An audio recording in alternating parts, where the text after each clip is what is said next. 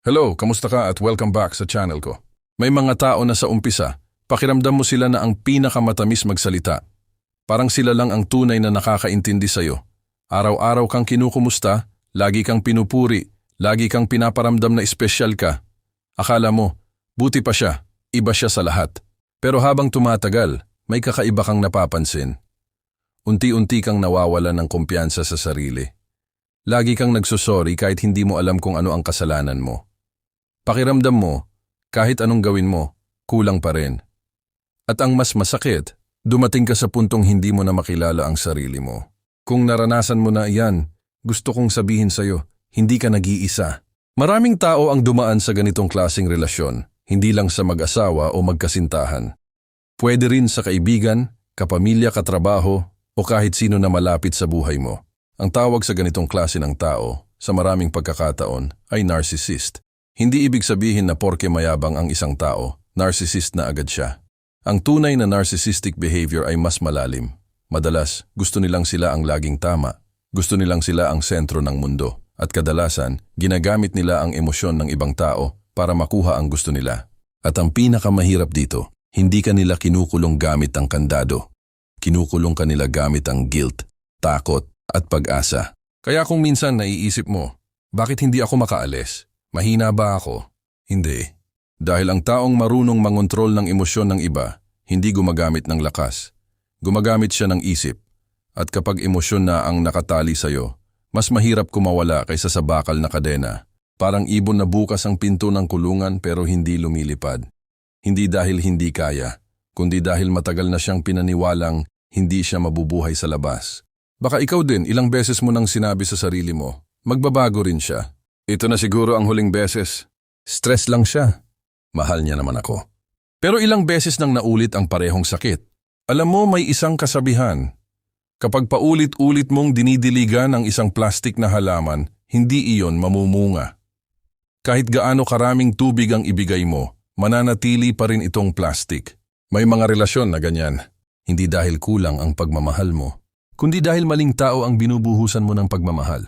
At dito nagsisimula ang unang hakbang para makawala. Kailangan mong tanggapin ang katotohanan, hindi ang pangarap. Napakasakit nito. Kasi mas gusto nating paniwalaan ang potensyal ng isang tao kaysa sa tunay niyang ginagawa. Iniisip natin, kapag nagtagal pa kami, baka magbago. Pero tanungin mo ang sarili mo, mas marami bang masasayang araw kaysa sa malulungkot? Mas madalas ka bang umiiyak kaysa tumatawa? Mas kampante ka ba ngayon kaysa noong wala pa siya sa buhay mo? Minsan kasi, ang puso natin ay umiibig sa bersyon ng tao na gusto nating mangyari. Hindi sa totoong taong nasa harapan natin. At doon tayo nalulugi. Parang bumili ka ng sirang payong. Umuulan na nga pero sinasabi mo pa rin sa sarili mo, okay lang, baka bukas gumana na. Hanggang sa paulit-ulit kang mabasa. May mga tao ring ganito ang iniisip. Sobrang bait naman niya kapag okay ang mood niya. Oo, pero paano kapag hindi? Hindi pwedeng ang respeto ay nakadepende sa mood. Hindi pwedeng ang pagmamahal ay may schedule. Ang tunay na pagmamahal, hindi ka pinaparamdam na kailangan mong maglakad ng dahan-dahan para lang hindi siya magalit. Kung lagi kang kinakabahan sa sasabihin mo, sa kilos mo, o kahit sa simpleng pagtatanong dahil baka magalit siya, hindi na yan kapayapaan. Parang trabaho na walang sweldo. Araw-araw kang pagod pero wala kang natatanggap na pagmamahal na tunay. Kaya minsan, ang unang kalayaan ay hindi pag-alis. Ang unang kalayaan ay ang pagtigil sa pagsisinungaling sa sarili. Ang pagtanggap na hindi lahat ng taong mahal mo ay mabuti para sa'yo. Masakit yon. Pero mas masakit ang manatili sa isang lugar na unti-unti kang pinapatay habang buhay ka pa. May isa pang bagay na napakahalaga. Itigil mong sisihin ang sarili mo.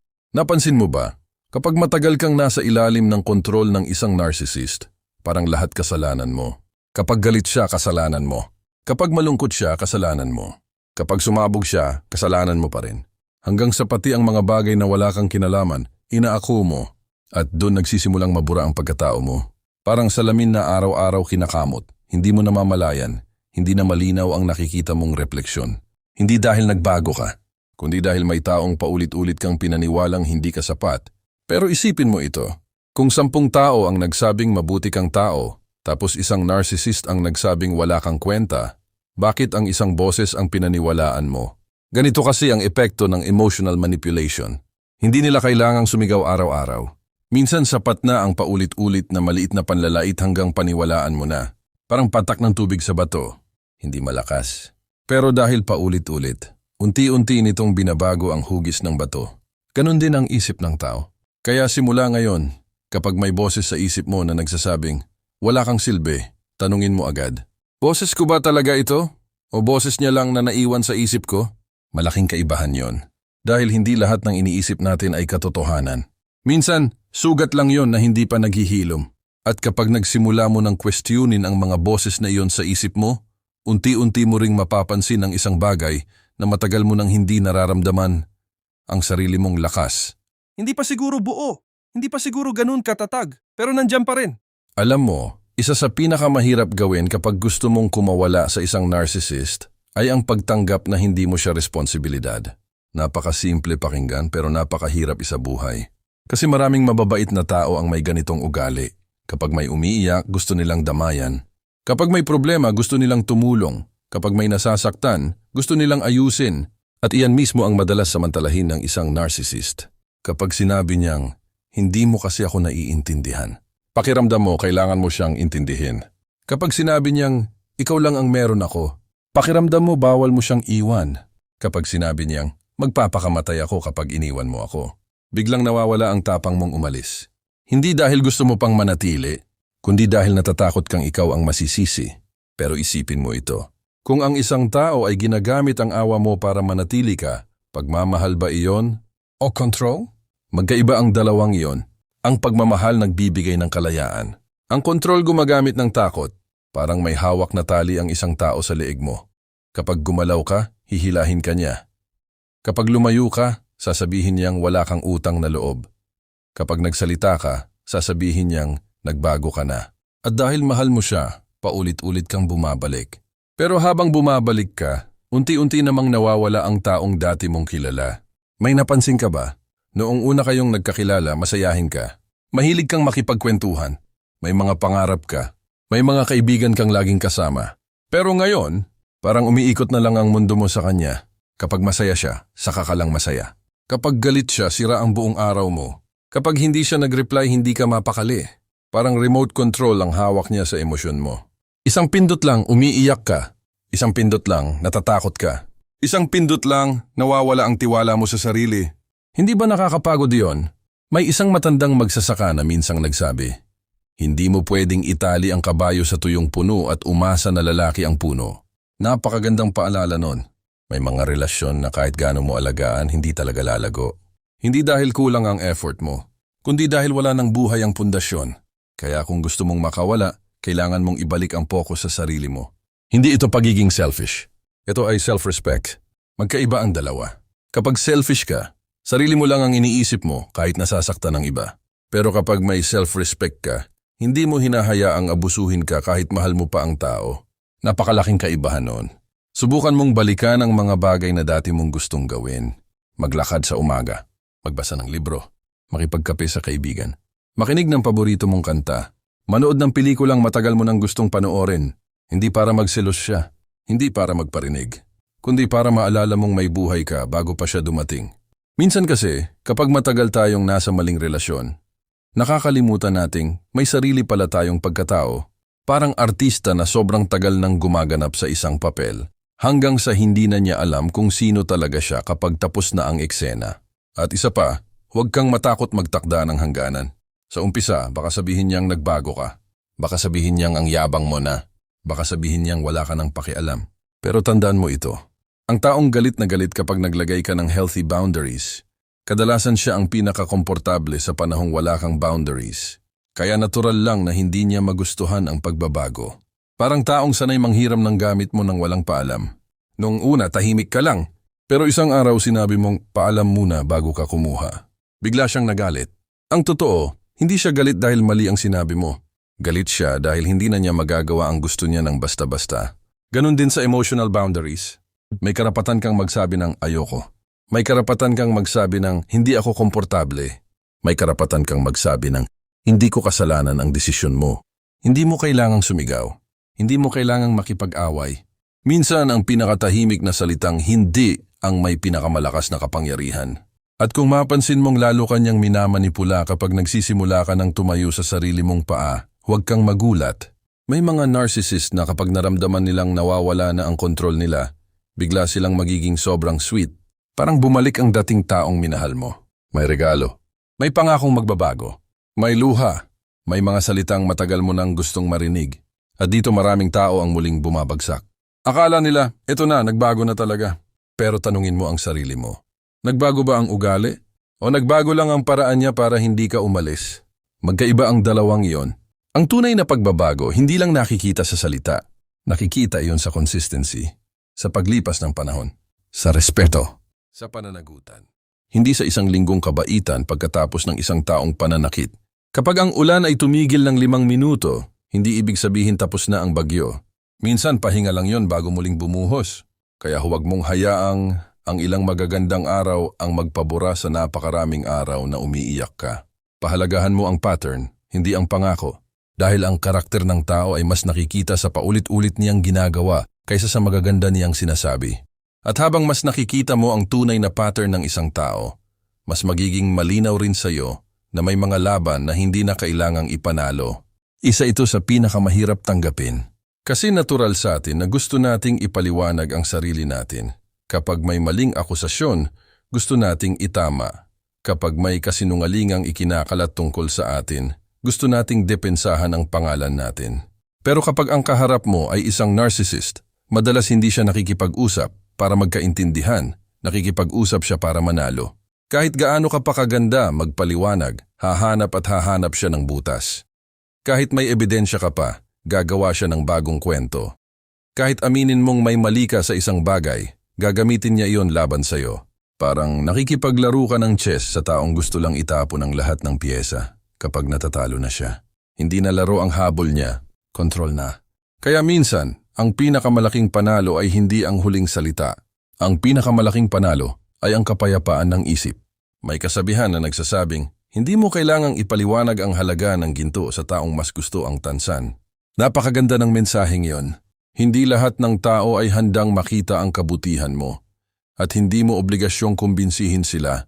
Kung kilala mo ang sarili mo, kung alam mong naging tapat ka, naging marespeto ka, at ginawa mo ang lahat ng kaya mo, darating ang punto na masasabi mong, sapat na. Hindi dahil sumuko ka, kundi dahil pinili mong iligtas ang sarili mo. May mga tao ring natatakot umalis dahil iniisip nila, paano kung wala nang magmahal sa akin? Pero tanungin mo ang sarili mo. Mas mabuti bang may kasama kang unti-unti kang sinisira o mag-isa kang unti-unting bumabangon? Minsan kasi ang pagiging mag-isa ay hindi kalungkutan. Minsan ito ang simula ng tunay na kapayapaan. Parang bahay na matagal ng puno ng ingay. Hindi ka sanay sa katahimikan, kaya noong una parang nakakatakot. Pero habang tumatagal, doon mo naririnig ang sarili mong iniisip. Doon ka muling nakakalanghap ng maluwag. Doon mo muling naaalala kung sino ka bago ka nasaktan. At huwag mong isipin na huli na ang lahat. May mga taong 5 taon ang ginugol sa maling relasyon. May 10 taon. May 20 taon. Pero noong pinili nilang umalis, doon pa lang talaga nagsimula ang buhay nila. Hindi sinusukat ng edad ang kakayahang magsimula ulit. Ang sinusukat ay ang tapang mong magsabing, ayoko nang mabuhay sa takot. At oo, mahirap sa umpisa. May mga gabing iiyak ka. May mga umagang hahanapin mo siya. May mga araw na iisipin mong baka nagkamali ka. Normal lang yon. Hindi ibig sabihin noon na mali ang desisyon mong umalis. Ibig sabihin lang tao ka. Nansugat may kapag naghihilom, minsan nangangati. Pero hindi ibig sabihin noon na dapat mo ulit itong sugatan. Hayaan mong gumaling. Bigyan mo ng panahon ang puso mo. Unti-unti mapapansin mong mas mahaba na ang mga araw na hindi mo siya naiisip. Mas madalas ka nang ngumiti. Mas magaan na ang paghinga mo. Mas kaya mo nang tumawa ng hindi pilit. At isang araw magigising ka na lang na mapapangiti. Hindi dahil bumalik siya, kundi dahil hindi mo na siya kailangan. Yun ang tunay na kalayaan. Hindi ang pagkawala niya, kundi ang pagkawala ng kapangyarihan niya sa isip at puso mo. Kaya kung ikaw ang taong nakikinig ngayon at pakiramdam mo ay nakakulong ka pa rin sa isang relasyon na puno ng manipulation, guilt at emotional abuse, gusto kong ipaalala sa iyo ang isang bagay. Hindi mo kailangang hintaying sirain ka ng tuluyan bago mo piliing iligtas ang sarili mo. Karapat-dapat kang mahalin ng may respeto. Karapat-dapat kang pakinggan. Karapat-dapat kang tratuhin ng may dignidad. At higit sa lahat, karapat-dapat kang magkaroon ng tahimik na isip at payapang puso. Hindi mo kontrolado ang ugali ng ibang tao, pero kontrolado mo ang desisyon mong protektahan ang sarili mo. At minsan, ang pinakamahalagang salitang masasabi mo ay hindi mahal pa rin kita, kundi mahal ko na rin ang sarili ko. Kapag natutunan mo iyon, mas magiging mahirap para sa kahit sinong manipulahin ka. Hindi dahil naging matigas ang puso mo, kundi dahil naging matalino ka na. Ang sakit na pinagdaanan mo ay hindi dapat maging kulungan. Gawin mo itong guro. Hayaan mong turuan ka nitong kilalanin ang tunay na respeto, tunay na pagmamahal, at tunay na kapayapaan. Kung umabot ka hanggang dulo ng video na ito, gusto kong malaman mo na pinapahalagahan ko ang oras mo. Sana ay may isa kang aral na dadalhin sa araw na ito. At kung may bahagi ng kwentong ito na parang buhay mo mismo ang inilalarawan, huwag kang mahiyang magbahagi sa comment section. Baka ang kwento mo ang maging dahilan para may isa pang taong magkaroon ng lakas ng loob na kumawala rin. Kung nakatulong sa iyo ang video na ito, huwag kalimutang i-like at i-share ito sa mga taong maaaring nangangailangan ding marinig ang mensaheng ito. At kung gusto mo pa ng mas marami pang kwento, payo, at mga aral tungkol sa buhay, relasyon, at emotional strength, pindutin mo na rin ang subscribe button at ang notification bell para hindi mo mamiss ang mga susunod nating usapan. Lagi mong tandaan, hindi sukatan ng pagmamahal ang pagtitiis sa paulit-ulit na pananakit. Ang tunay na pagmamahal ay may kasamang respeto, kapayapaan, at kalayaan. At kapag pinili mong pahalagahan ang sarili mo, hindi iyon pagiging makasarili. Iyon ay pagiging matapang. Mag-ingat ka palagi, alagaan mo ang puso at isip mo, at huwag mong kalimutang ang bawat araw ay panibagong pagkakataon para piliin ang buhay na mas payapa, mas masaya, at mas karapat-dapat para sa iyo. Hanggang sa muli.